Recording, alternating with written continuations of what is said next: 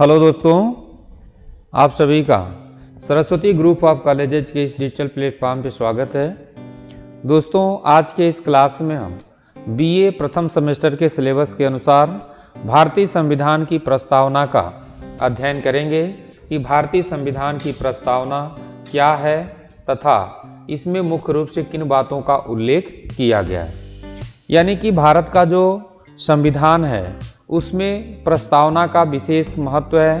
यानी कि प्रस्तावना को हम देख करके यह अनुमान लगा सकते हैं कि भारत का संविधान किस प्रकार का हो सकता है। इसमें प्रस्तावना में कहा गया है कि हम भारत के लोग भारत को एक संपूर्ण प्रभुत्व संपन्न लोकतंत्रात्मक गणराज्य बनाने के लिए तथा उसके समस्त नागरिकों को सामाजिक, आर्थिक और राजनीतिक न्याय, विचार, अभिव्यक्ति, विश्वास, धर्म और उपासना की स्वतंत्रता। यानी कि यहाँ आप देख सकते हैं कि मुख्य रूप से आपको 3 प्रकार की स्वतंत्रता भी प्रदान की गई है।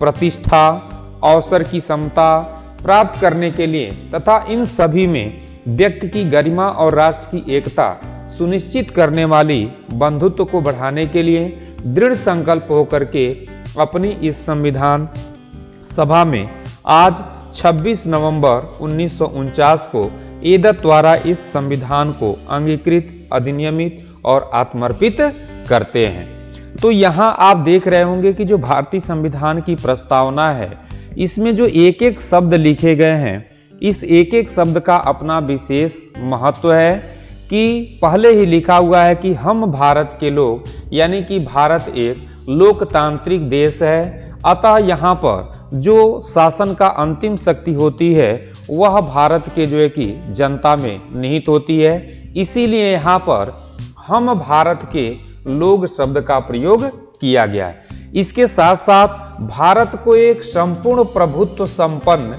यानी कि जो आपने राज्य पढ़ा होगा तो राज्य के जो 4 तत्व होते हैं जिसमें से संप्रभुता एक जो है कि सबसे महत्वपूर्ण तत्व होता है। यानी कि राज्य की आत्मा कहा गया है संप्रभुता को। तो यानी कि भारत एक ऐसा राज्य होगा जो पूर्ण रूप से क्या होगा, प्रभुत्व संपन्न होगा। यानी कि बाह्य या आंतरिक रूप से किसी भी प्रकार का निर्णय लेने के लिए स्वतंत्र होगा। इसके साथ साथ लोकतंत्रात्मक होगा। लोकतंत्रात्मक के साथ साथ कैसा होगा, गणराज्य होगा।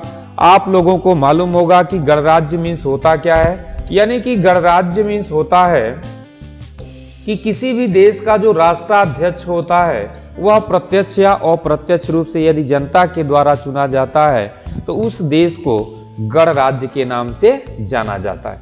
इसके साथ साथ उसके समस्त नागरिकों को सामाजिक, आर्थिक और राजनीतिक न्याय प्रदान करने की बात कही गई है। यानी कि भारत एक ऐसा संविधान होगा कि भारत के लोगों को सामाजिक, आर्थिक और राजनीतिक न्याय प्रदान करेगा तथा विचार, अभिव्यक्ति की स्वतंत्रता, विश्वास, धर्म और उपासना की स्वतंत्रता प्रदान की गई है।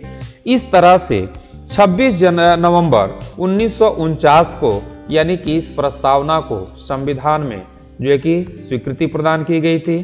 फिर हम इसके आगे जो है कि एक एक शब्दों के अर्थों को समझते हैं। इसके साथ साथ भारतीय प्रस्तावना में कितनी संशोधन किए गए हैं उसको देखते हैं।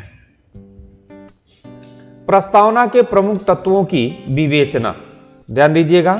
जैसे यहां देखिए, मैंने अभी आपको समझाया है कि हम भारत के लोग, यानी कि हम भारत के लोग का तात्पर्य है कि भारत किसी एक व्यक्ति विशेष का जो है कि देश नहीं है, किसी एक व्यक्ति का जो है कि यहाँ पर शासन नहीं है। यानी कि जनता के द्वारा चुने हुए जो प्रतिनिधि होते हैं उन प्रतिनिधियों के द्वारा ही भारत में शासन व्यवस्था का संचालन किया जाता है और जनता जिसको अपना प्रतिनिधि चुन देती है वही जाकर के अपना सरकार बनाता है। तो अतः यहाँ पर हम भारत के लोग शब्द का प्रयोग किया गया है। यानी कि जो अंतिम शक्ति है भारत के लोगों में नहीं। इसके साथ साथ संपूर्ण प्रभुत्व संपन्न, अभी मैंने आपको समझाया है। यानी कि भारत एक ऐसा देश होगा, चाहे वह बाह्य रूप में हो या आंतरिक रूप में हो, किसी भी प्रकार का निर्णय लेने के लिए स्वतंत्र होगा। किसी भी देश के साथ कोई भी संधि करनी है, समझौता करनी है तो उसके लिए जो है कि यह किसी दूसरे के जो है कि विचारों पर, किसी दूसरे के जो है कि आदेशों पर निर्भर नहीं होगा, बल्कि जो हमारे देश का शासक होगा चाहे वह राष्ट्रपति हो गए या फिर जो है कि प्रधानमंत्री हो गए, वह स्वयं निर्णय लेने के लिए क्या होंगे, सक्षम होंगे। इसके साथ साथ समाजवादी, ध्यान दीजिएगा, समाजवादी शब्द का प्रयोग हमारे संविधान में किया गया है, यानी कि भारत एक ऐसा देश होगा जिसमें जो है कि समाजवाद का विशेष रूप से जो है कि बोलबाला होगा। यानी कि समाजवाद मीन्स क्या होता है, समानता की बात कही गई है, यानी कि भारत में समानता की बात कही गई है और भारत में समानता विद्यमान होगी और समानता के लिए सरकार हमेशा प्रयासरत रहेगी। अर्थात भारत का जो संविधान है वह कैसा है, समाजवादी विचारधारा पर निर्भर है। इसके साथ साथ अगला जो शब्द आप देख रहे होंगे, धर्मनिरपेक्ष, यानी कि भारत एक ऐसा देश है जो धर्मनिरपेक्ष है, ध्यान दीजिएगा। और धर्मनिरपेक्ष मीन्स होता है किसी भी विशेष एक धर्म को जो है कि महत्व न देना, यानी कि भारत में सभी धर्मों को, चाहे वह हिंदू धर्म हो, चाहे इस्लाम हो, चाहे बौद्ध हो, चाहे जैन हो, कोई भी धर्म है, सभी धर्मों को समान रूप से जो है कि महत्व प्रदान किया गया है। अतः भारत एक धर्मनिरपेक्ष जो है कि देश होगा। इसके साथ साथ लोकतंत्रात्मक, यानी कि अपना देखेंगे तो ब्रिटेन में भी संसदात्मक शासन व्यवस्था को अपनाया गया है, भारत में भी संसदात्मक शासन व्यवस्था को अपनाया गया है। परंतु हम देखेंगे कि हमारे देश का जो राष्ट्राध्यक्ष होता है वह प्रत्यक्ष या अप्रत्यक्ष रूप से जनता के द्वारा चुना जाता है, लेकिन ब्रिटेन के अंदर हम देखते हैं कि वहां का जो राष्ट्राध्यक्ष होता है वो आनुवंशिक होता है, अर्थात राजतंत्र के तहत जो है कि वो अपना कार्य करता है।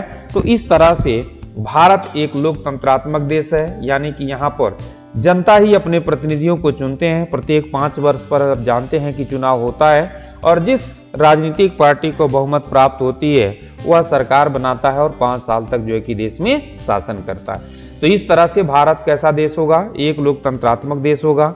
इसके साथ साथ वह कैसा होगा, गणराज्य होगा, यानी कि यहाँ का जो राष्ट्राध्यक्ष होगा आनुवंशिक नहीं होगा, बल्कि प्रत्यक्ष या अप्रत्यक्ष रूप से जनता के द्वारा निर्वाचित होगा।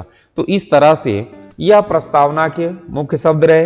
फिर से हम देखते हैं, सामाजिक, आर्थिक एवं राजनीतिक न्याय की बात कही गई है, यानी कि भारत में सामाजिक दृष्टिकोण से सभी लोग क्या होंगे, समान होंगे। किसी भी प्रकार का किसी भी व्यक्ति विशेष के साथ जन्म स्थान के नाम पर, धर्म के नाम पर, जाति के नाम पर कोई भेदभाव नहीं किया जाएगा। इसके साथ साथ आर्थिक रूप से जो है कि समानता स्थापित की जाएगी। इसके साथ साथ समान कार्य के लिए समान वेतन जो है कि प्रदान किया जाएगा। इसके साथ साथ राजनीतिक न्याय, यानी कि भारत का प्रत्येक नागरिक, चाहे वह किसी भी जो है कि राज्य का निवासी है, वह यदि जो है कि चुनाव लड़ना चाह रहा है, यानी कि वह जो है कि निर्वाचित होना चाह रहा है, तो वह निर्वाचित हो सकता है। यदि वह मतदान करना चाहता है तो मतदान कर सकता है, यानी कि उसको हम किसी भी राजनीतिक जो है कि क्षेत्र से वंचित नहीं कर सकते हैं। तो इस तरह से भारत के लोगों को सामाजिक, आर्थिक और राजनीतिक न्याय की बात कही गई है कि भारत के प्रत्येक लोगों को सामाजिक, आर्थिक, राजनीतिक न्याय प्राप्त होगा, किसी को वंचित नहीं किया जा सकता। इसके साथ साथ भारत के संविधान में भारत के लोगों के लिए स्वतंत्रता का भी उल्लेख किया गया है, यानी कि भारत के लोग जो है कि स्वतंत्र होंगे। जैसा कि आप लोगों ने मौलिक अधिकार में पढ़ा होगा, जो दूसरा मौलिक अधिकार है वह है स्वतंत्रता का अधिकार, और इसके तहत जो है कि कहीं पर भी भारत में भ्रमण करने की स्वतंत्रता है, कोई भी समुदाय या संगठन बनाने की स्वतंत्रता है, कहीं भी जनसभा करने की स्वतंत्रता है। तो इस तरह से भारत के लोगों को तथा व्यवसाय अपना करने की स्वतंत्रता प्रदान की गई है।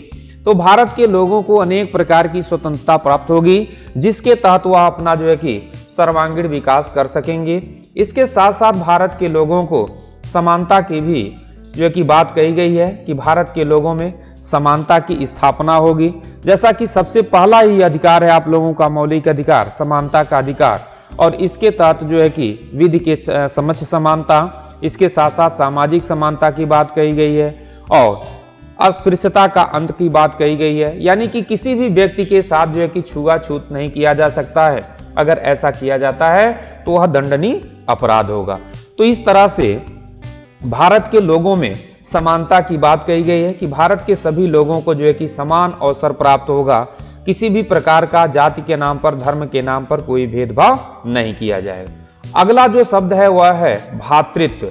भ्रातृत्व का मतलब हो गया कि भारत के सभी लोगों के बीच भाईचारा की भावना होनी चाहिए और हमारा जो देश है वह प्राचीन काल से ही सहिष्णुता का जो है कि परिचायक रहा है, पंचशील सिद्धांत का पालन करने वाला रहा है। अतः भारत के लोगों के बीच भ्रातृत्व की भावना विद्यमान रहेगी।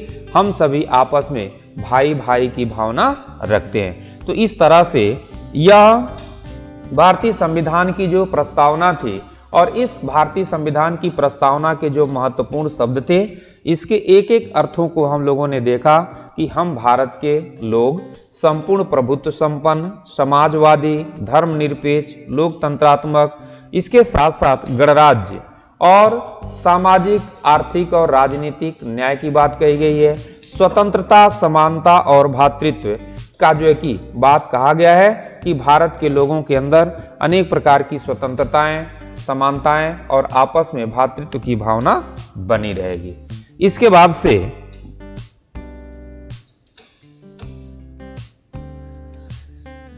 फिर से हम लोग अगले क्लास में मिलते हैं। तब तक के लिए आप सभी लोगों को बहुत बहुत धन्यवाद।